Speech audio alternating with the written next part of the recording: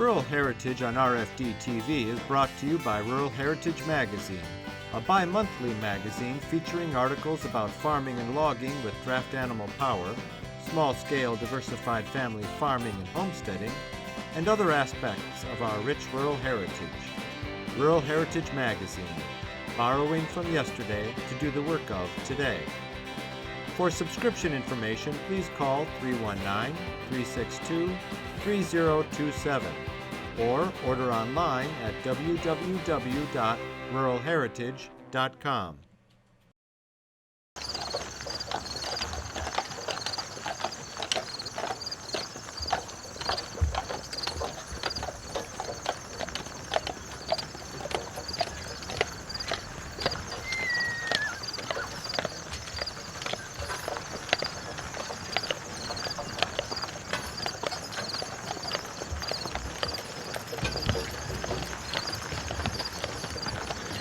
They started out at the Capitol in St. Paul, and I think they had 6 wagons and about 20 saddle horses, and they drove back to Pipestone, and then the next year they took this route, more or less, to Prairie Village.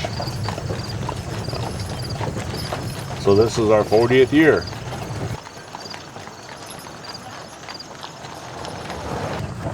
What kind of things do you need to make sure of in putting on a wagon train? What are some of the details that you need to take care of? Well, the first and probably most important is we have to have what we call our potty wagon. And that's probably different than it was 40 years ago, but a little more important than it was 40 years ago. Cornfields aren't quite as acceptable as they were then.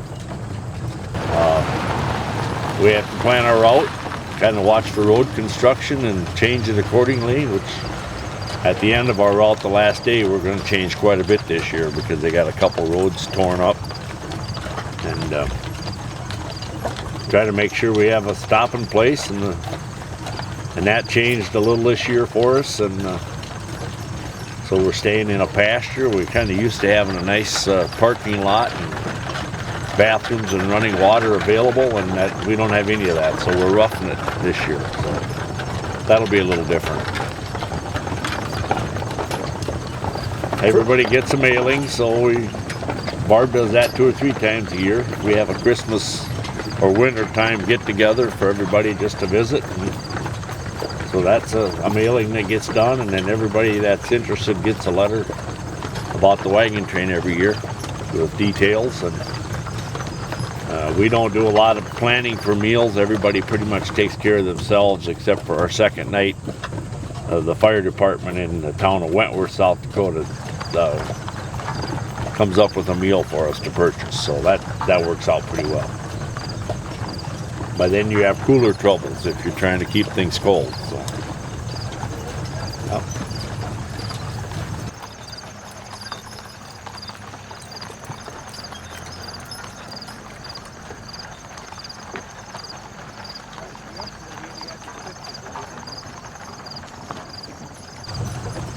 I'd say the majority have a camper, yeah. Some have trailers, stock trailers with good, nice sleeping quarters. Some of us fix up sleeping quarters in our stock trailers. Some sleep in wagons, and that's changed too over 40 years' time. It started out if you had a camper, you were the exception, and now if you don't have a camper, you're the exception. So, and we have everything from almost semi-sized motorhomes to tents. So it's always interesting.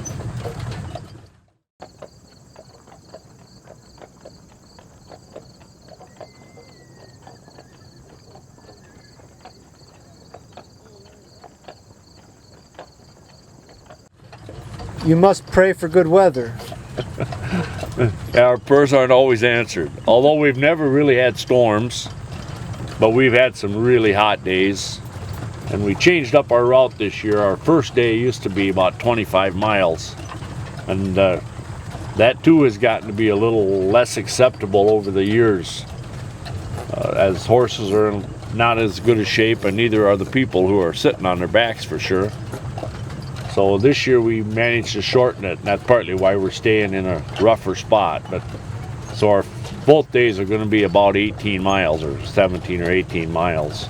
And I think that's going to be a little more acceptable for people for distance.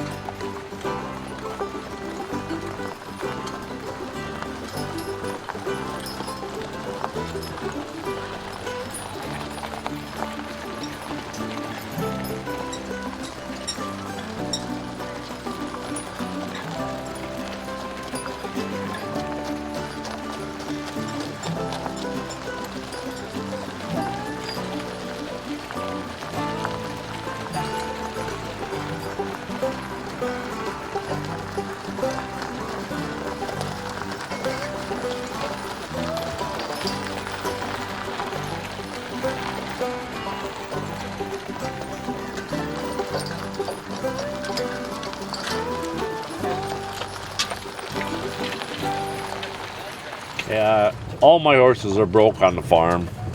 I don't farm with horses, but they all get a taste. They all do enough sweating so they know how to behave themselves pretty well. So yeah, these are my lead team on any time I hook a multiple. And we hook multiples all the way up to a 12-horse hitch just for demonstration. 4-bottom plow. And this is my lead team and my furrow horse. So. 4-bottom plow, is that a tractor trailer plow? Yeah, it's a tractor trailer plow with electric hydraulics. Yep.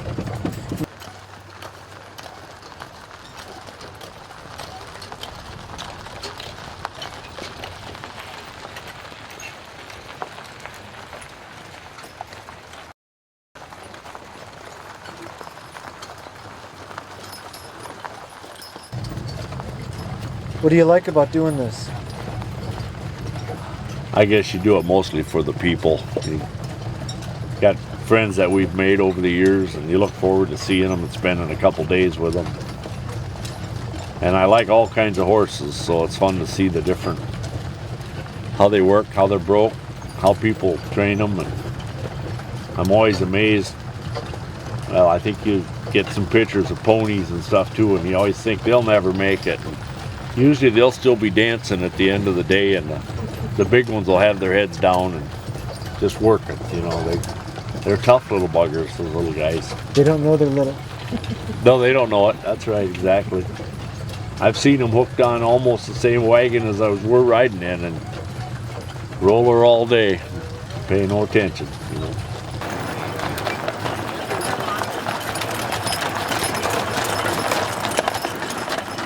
Frisian percher and crosses, right? Correct. Yep. Mares? No, geldings? Yeah, mares. Mares? Yep. In fact, they're bred right now to a Frisian, so Are we'll they? 3/4 Frisians next spring. It's a real fun cross, isn't it? Frisian and is. percher, and you kind of get the best of both worlds. You do. Can You got talk a lot about of that a little bit? You get a lot of good movement in them. Their size is good for work or for pleasure. The Amish like them real well because they use them for work, and They step out fast. They step out very fast, yeah. And then we use them to ride, horseback ride too, and they move out very nice, and it's a nice smooth ride. And we've showed them at like the Iowa Horse Fair and things like that, and they're just, people enjoy watching them. They're a nice, fancy, feathered, high-headed team. Good. Percher gives them a little bit more bone, a little bit more substance. Yep. Maybe a little bit more sense. A little more muscle. Yeah. Calms them down a little. Yeah. And they're easy to drive. They do a long day's work or a pleasure drive, or you can ride them. I mean, they're just versatile. You can do They everything. do a lot of plowing. We've done a lot of plowing with them. They have been up at the Amish and worked all spring planting. So they can get pretty hard. Oh yeah, very. They're in real good condition right now. They spent the spring up in St. Charles, Minnesota, and did all the spring work up there, and Plowing, Pretty smart. planting. very smart, Alert, very, responsive. very. Yep, and they can move out real nice. They're Real easy nice. to handle. If we were trotting, they would cover a lot of ground in a short order. What do you like about these wagon trains? The people, and meeting different people. seeing everybody's horses, what people are using to drive, and yeah, it's mainly the people. You two are some of the younger people on these wagon trains. That's what we've been told. Yeah. We've been told that.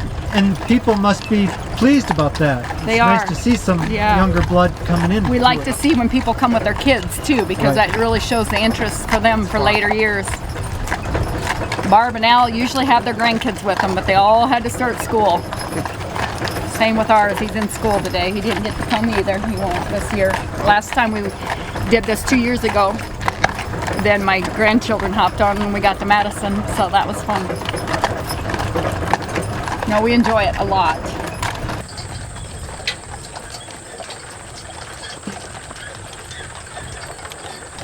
My dad actually started in 1976.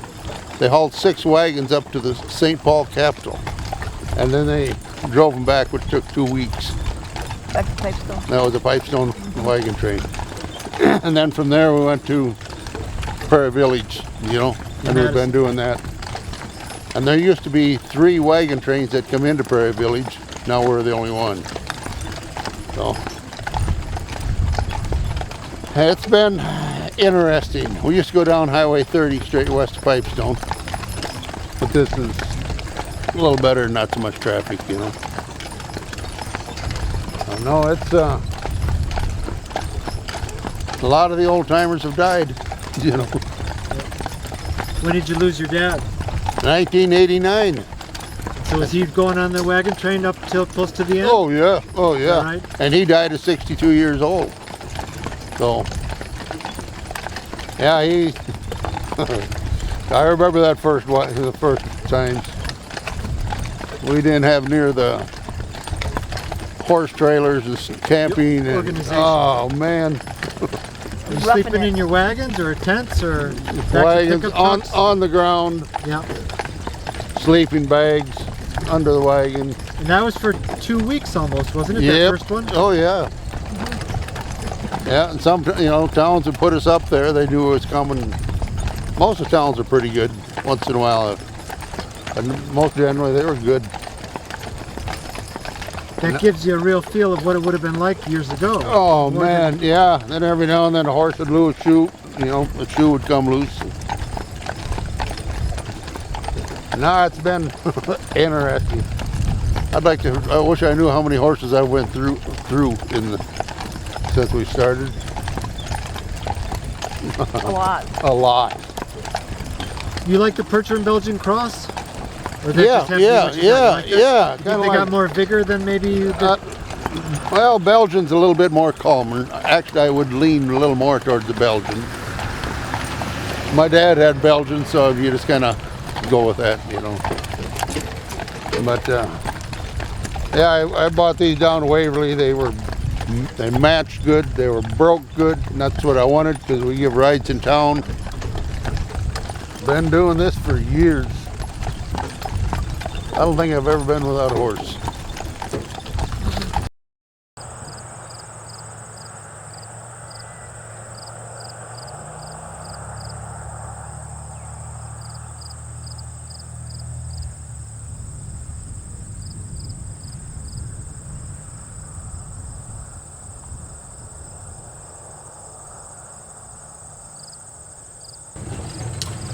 You get to see the country a little bit better this way. Yeah, you get to see every gopher hole and see the birds and the deer and stuff you don't even notice in a car. Most drivers on the road pretty respectful. Yeah, mostly. We try to stay off the main roads. We started, well, probably the first 25 years of the wagon train. Like when we started 15 years ago, we always went right down Highway 30 all the way across, and it worked real good. Well, last year that we did that, they had road construction on a different road, so everybody was on that road. We were just relieved when we got there because you just had every truck and every car.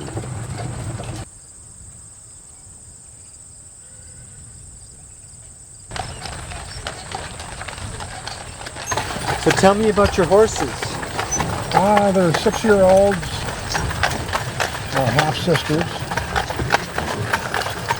and got them from an Amish friend when they were 3. And they actually they were bred and born out in Wisconsin, and they were registered.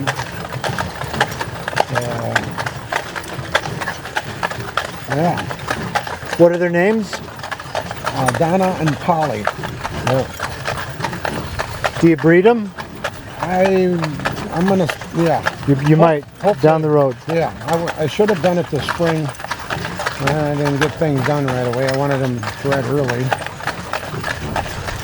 But, so I can use them, get the colts. I can wean them off, and still do some field work going. I do a little field work with them. I don't do any heavy-duty farming or anything, but it's all hobby. Yeah. And I belong to a couple of clubs. We got a draft horse club out of Granite Falls, and then I belong to the Northern Draft also. This should be about my 20th year, because I think right? 96 was my first year. What do you like about them? The wagon train? Yeah, the wagon train. Oh, it's just fun, good people, and fun to be around horse people, and a time to go and relax. I've been busy. First year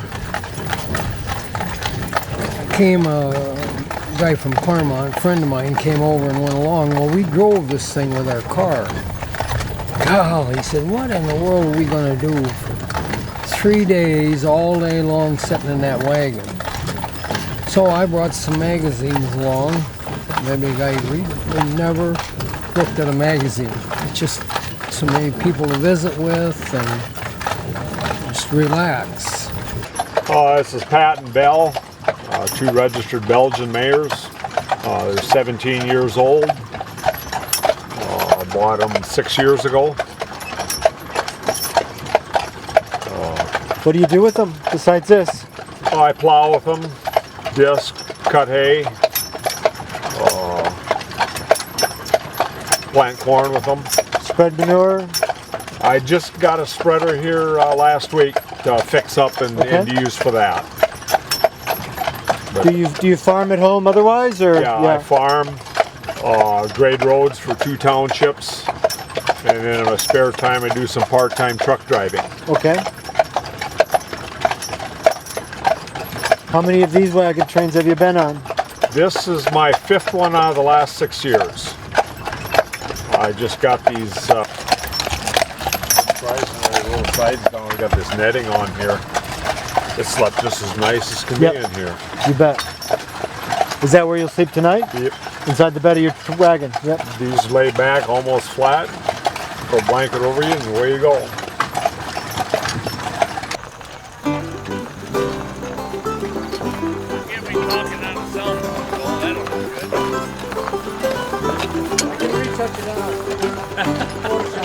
Oh yeah.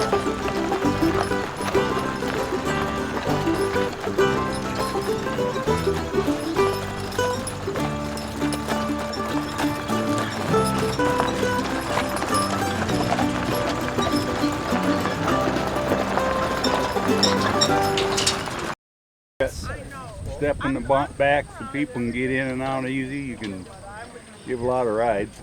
You got rings on here to tie your horses up to? Yep. That or hang stuff on. Sure. Like the center ones I got set up. I got electric fence, and then I built a deal I can just hook right underneath there and haul that with me. Nice. So, Yeah, this is a very useful wagon. yeah, it is an antique, but it's useful. Right. Well, most of them aren't antiques. Most of them just try hard to look that way. Yeah. Yeah, it's a nice, handy little wagon.